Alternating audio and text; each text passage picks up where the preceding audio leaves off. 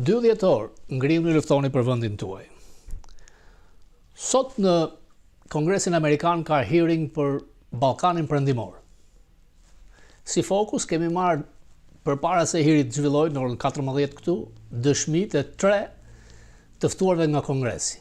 Njëri prej tyre kërkon që Shqipëria të monitorohet me ashpërsi nga Departamenti i Shtetit dhe nga Shtëpia e Bardhë. Edhe pse thuhet që Shqipëria po bën progres drejt antarësimit në BE, sundimi i ligjit dhe mbikëqyrja e qeverisë mbetet një kërkesë. Amerika dhe vendet drejtuese të BE-s kanë mbështetur me kohë se si të ndërtojnë një sistem të besueshëm, të pavarur dhe efikas të drejtësisë në Shqipëri. Por, si thot dëshmimtari, që do të thot sot në Kongres në hearing, ka një blokad të çështjeve duke i lënë qytetarët me vite të presin për vendimet. Kjo ka bërë që të ketë rënë shumë besimi publik te drejta për një proces të duhur drejtësie. Raporti i OSCE ODIHR-it thuhet në hearing sot në Kongres, në zgjedhjet e majit ka identifikuar një sasi të madhe ndërhyrje në procesin elektoral. Ka raporte të kërcënimeve ndaj votuesve,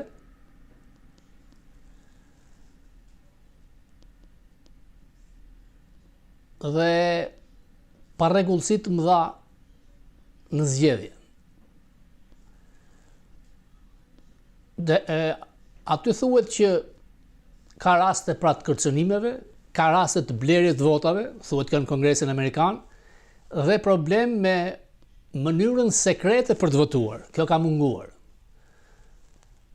Ndërkohë që Amerika vazhdon bashkëpunimin me Tiranën, një antar besnik i NATO-s, Washingtoni duhet të ngrejë dhe njëherë me forcë sundimin e ligjit, integritetin e drejtësisë dhe flitet për arrestime dhe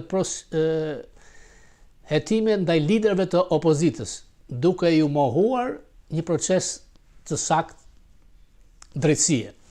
Pra, Kongresi Amerikan pranon raportin e ODIHR-it, zgjedhjet pa rregulla të Ramës, kërcënime dhe mungesa e votimit sekret.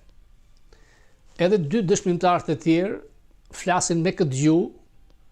Washingtoni duhet të ushtrojë trysni për sistemin e drejtësisë dhe pavarësinë e tij. Natyrisht që Amerika e ka mbështetur SPAK dhe kjo pa qartë me kthimin e Dumanit nga pit stopi në Washington për mas takimit me zvendësuesin e Escobarit në Tiranë. Nga burimet sakta, disa ditë më parë, Byroja e Hetimeve Shqiptare, e cila trajnohet nga SPAK, në orën 2:15 të natës ka zbarkuar tek zyrat e Ministrisë Ballukut. Janë marrë të dhëna nga dosjet, janë fotokopjuar gjithçka, paniku madh tek vartësit e Ballukut, janë marrë të dhënat nga kompjutrat, nga çdo gjë elektronike. Balluku ka dërguar emisarët e saj të strehuar tek bordi i aviacionit civil këtu në Manhattan, New York.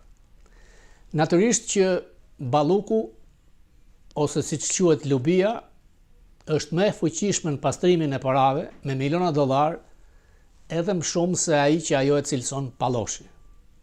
Ju kërkoj ndjes për fjalën Palloshi, por nuk është në gjuhën time. E kam sjell sepse dyshja e qeverisë e konsideron një ishin Pallosh. Madje gjua është më vulgare tejet kësaj. Ndaj s'keni pse ta bitoni, si doktoreski për shembull dhe miq tjerë që ju duket diçka. Hapni ekranet çfarë i thon Bidenit dhe Trump. Po kur del vet nga ta, nuk është problemi ynë. Unë si fokus ju ofroj të vërtetën ndryshe nga mediat e shitur dhe të blera atje. Unë e kuptoj. Nuk është aq e lehtë. Trysnimet mëdha. Të flasësh nga Amerika është më lehtë. Siç që thash, Fokusi është i ftuar në një takim me drejtorin ekzekutiv të Task Force të Shtëpisë Bardh, Andrew Giuliani. Shpresoj që të diskutojmë edhe për Ballkanin Perëndimor dhe për situatën në Shqipëri. Pra, duket që Rama është në disarray, në rënje të lirë. Tërësnia e madhe që i bën gjykatës kushtetuese ka dy shpjegime, ose kërkon të justifikohet tek Lubia, Balluku, ja unë po të mbroj, ose kërkon të blej kohë. Nuk blen dot kohë Rama, sepse Biroja e Hetimeve ka hyrë thellë. Siç ka hyrë thellë tek investimet ku ti dhe familja juaj janë aksioner të fshehtë. Ka gjasa që aeroporti i Rinasit të ketë aksionar nga familja jote dhe Erdogan. Spak ka drejta kërkojë të ta gjej. Ato $50 milion dhënë në llogara e ke marrë si dhuratë për avionin presidencial që nuk takon. FBI ka kohë që të ka person of interest. Gjurmon sa herë që vjen ti, Taulan Balla dhe emisarët e Ballukut. Ky vend nuk është vend bullalla. Dosjet i ke masive, ti përsëris edhe një herë me Ganigal, dosja me foton e Obamës, Sinaloa. Por Dumani nuk e ndalon askush që të kërkoj për $200.000 ose $250.000 sponsorizim politik për një aktivitet politik duke shkelur ligjin federal Manhattan. Aty gjenden shumë rrjet të tua. Si mund të shkojnë në Brooklyn, bizneset fsheta, Staten Island, deri në ndërtimin Michigan. Follow the money. Mogherini, a është ajo tek lista e të paguarve nga Rama? Sepse shifrat janë nga $2 milion deri në $4 milion. $1 milion është paguar vetëm Bill Clinton kur ka ardhur ka folur në Tiranë. Natyrisht përmes Soros. Tony Blair flitet mbi 4 milion. Përse liderit e korruptuar edhe të BE-s vinë në jugun e Shqipërisë? Çfarë ju afron falas? Çfarë kërkon të blesh?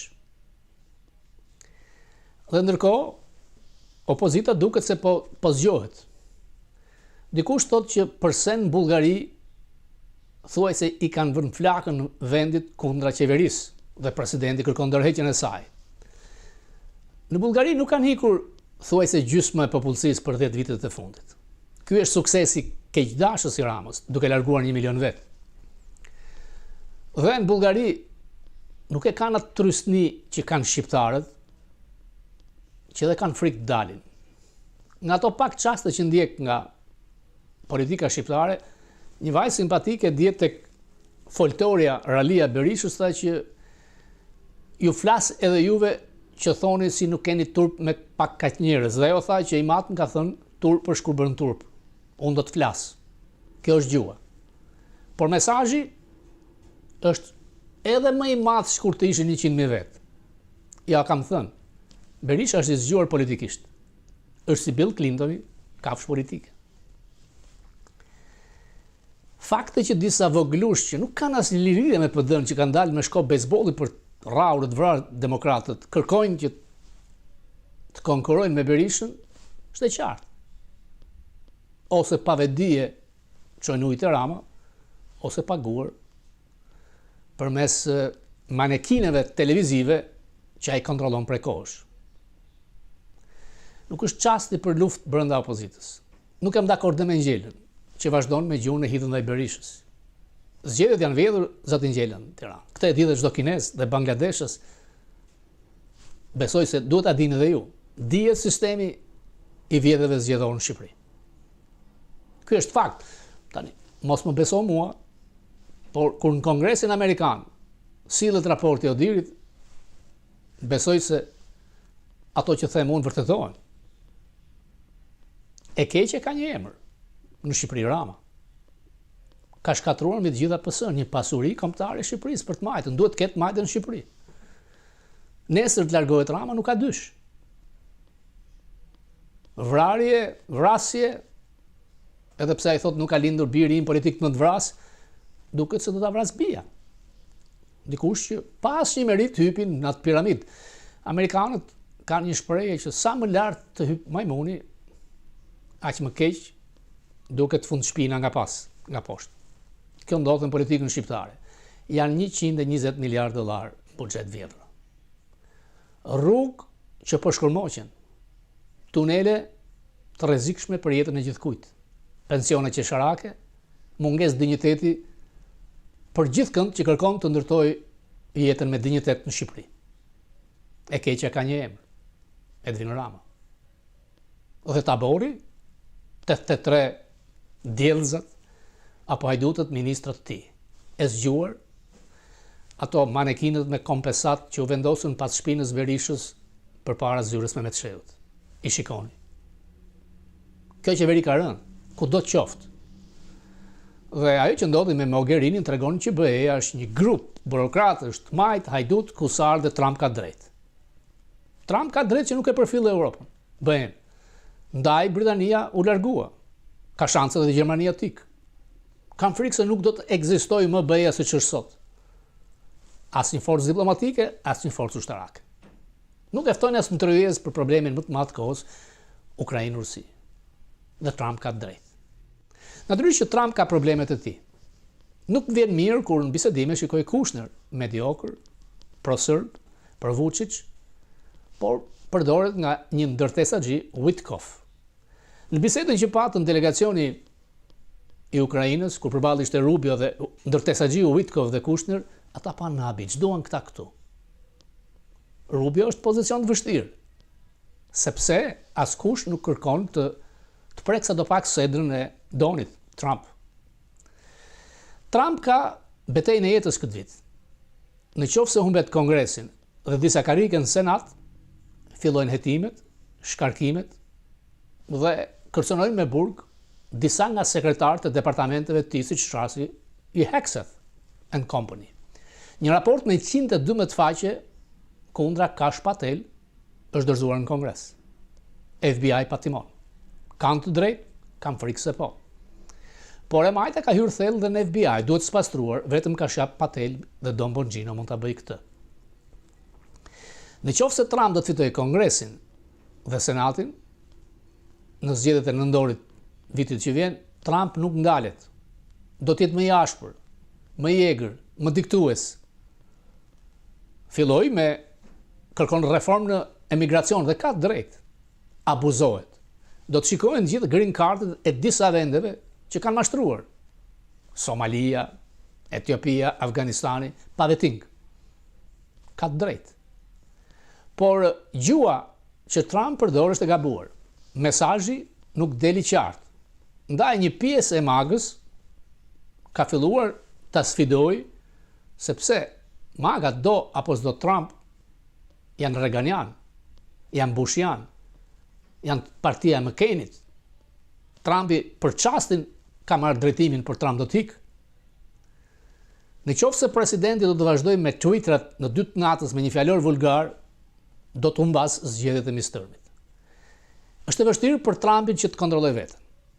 Siç thot Bill O'Reilly, ai ka nevojë për një qetësi, mesazh presidencial dhe ta ndalojnë nga mesazhet pa kuptim në orën 2 të natës. Dhe Bill O'Reilly e njeh mirë. Është detyruar që të nxjerrë skanerin që është bërë, por ai vetë nuk e dinte se çfarë skaneri kanë bërë. Duket se ka problem kardiak, por ajo që ndodh me fryrën e këmbëve të tij, me doktorë që kanë folur si këtu dhe në Shqipëri, nuk është serioze. Natyrisht që energjia e një 79 vjeçari nuk është si 4 vjet më parë. Fiksimi që ka me Obamën dhe Biden nuk ka vlerë, ato kanë hikur. Trump po kryen ato që ka thënë gjatë fushatës. Të gjithë e dinin. S'ka përse të akuzojnë sot nazist, fashist, narcisist, sepse 77 milion amerikanë, ndërta dhe unë votuan për zotin Trump. Sepse Trump afroi që të zgjidhte shkërmoqjen e propagandës Biden. Biden economic. Ekonomia është shumë mirë, çdo gjë shkon shkëlqyeshëm. Ndaj njerëzit votuan për Trump. Kjo po ndodh sot me të. Gabon kur thonë që çmimet nuk kanë rënë. Sepse njerëzit kur shkojnë në përshitore, shikojnë çmimet, ndjehen me një realitet tjetër nga ato të zotit Trump. Natyrisht që për 10 muaj nuk ndryshon gjithçka. Departamenti Amerikan i Shtetit ka filluar të fokusohet tek Shqipëria, tek Ballkani. Lajmi mirë, lajmi i madh. Gjua e përdorur nga Rubio dhe Trump tek ato që ata i cilësojnë telegrame, komunikime, natyrisht nuk është shkruar as nga Rubio as nga Trump, është therrse. Nuk mund të urosh dikë për pavarësinë për ditën e festës dhe ti përmendësh drejtësinë, prangat, trafiqet. Ndaj unë jam i detyruar të kthehem përsëri Washington Examiner, sepse isha i pari që ju thash, Rama si Noriega apo Erdogan, përgjigjja both. E kam thënë disa herë që nuk dua që kryeministri i vendit tim të ketë fatin e Noriegës, të Mubarakut dhe diktatorëve në ato që quhet pranvera arabe. Por mënyra se si po sillet, se si po i bën trysni drejtësisë, gjykatës kushtetuese, më le të mendoj që ai lloj mesazhi që u dha Madurës në Venezuelë, ose është dhënë, ose do t'i jepet edhe Ramës, pavarësisht se është vendi i NATO-s. Unë e di që në 2027 amerikanët nuk duan që Rama të jetë në pushtet kur doni madh të virë me samitin e NATO-s. Ky është fakt. Prallat se do të vinte Rubio, dolën, ja thash me kohë. Madje ambasadori i Ramës në Washington duket se mund të mbajë vendin e tij të punës. Nuk ka shumë rëndësi. Rama e ka fenduar këtë vend ku nuk sjell një emrin politik. Ka emra plot, Mejdani, Kasroti Islami, figura. Namik Dokle, Bashkim Zeneli, mund të gjej, por ai nuk i do, e urren. Sepse ka ngritur partin të stilit Balluku. Njerëz që vjedhin, por që natyrisht pjesa e luanit shkon te Rama. Amerikanët këtë e dinë. Sado Balluku me emisarët e saj që i ka shtreruar të aviacionit civil që i dërgon në Amerikë merr thërrime. Dhe Rama, aksioneri fshet deri këtu, por organizmat ligjzbatuese të inteligjencës dinë çdo gjë. Ndaj vazhdojnë ta injorojnë, sepse e injoroi dhe Bideni, edhe pse kishte vajzën e sorës seksere, nuk e priti. Dhe ajo që e tmerroi, ndaj i futi thik në fundit Veliajt, është që Velia takoi Kamala Harris përpara zgjedhjeve. Nuk e lejuan të bënte fotos, e shëmtonte, Rama nuk e priti. Dhe gafa e tij e fundit kur ajo që ai e quan opozitarja më e madhe e Ballkanit juglindor, Evropës juglindore, shkrueti parathënien e librit Kamala Harris. Dhe tallja e videos me Macron ndaj Dumani është kaq agresiv. Ndaj byroja e timeve kanë marrë thuajse çdo gjë në orën 2 të natës te zyrat e Ministrisë Ballukut. Vjedhjet janë skandaloze. Ato vjedhje sjellin pensionet qesharake, qirate mëdha, dhe kullat që u jepen personave që pastrojnë para dhe këtu, kanë bërë që çmimet jenë skandaloze, të paprekshme nga njeriu i thjesht që kërkon të ndërtojë jetën me dinjitet. Kjo mund të zhbëhet shumë shpejt. Po. Shembulli është Vjena. Mund të ndërtohen edhe kulla me çmime të ulta për të përballuar kërkesat e atyre që punojnë me dinjitet. Rama nuk e do, ndaj do të largohet. Ai është i tmerruar. Jo thjesht nga prangat, por e di që miliardat, siç thonë të vjedhura, nuk i ruan dot. Ato janë gjaku i shqiptarëve. I duan kthyer vendit. Siç ka ndodhur edhe me figura tjera. Siç kujton ti që kur arrestohet Mogherini, pyet kush për Lubin dhe për ato që quhet pallosh sipas saj. Mos vazhdo me prralla. Nuk ka në asnjë vend të Europës që gjyka Zotëri Mogherini ka qenë thuajse ministri e jashtme. Dhe shumë gjasa ka që pagesa duhet këtë marrë dhe nga ty, se nga doli kjo dashuri e madhe.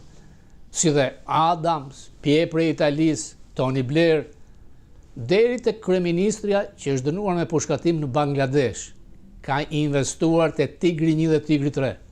Amerikanët i din. Dal nga dal, çdo gjë po del më pa. Shpirti kundërshtar ka një moment, ka një çast. Rinia, studentët duhet të çojnë. Çojnë për të ardhmen e tyre. Të ardhme që ja ka vjedhur deri tani dhe kërkon ta mbaj me thonjë të vjedhur. E keqja ka një emër, Rama. Pa hequr Ramën, e keqja nuk ikën. Ju falenderoj.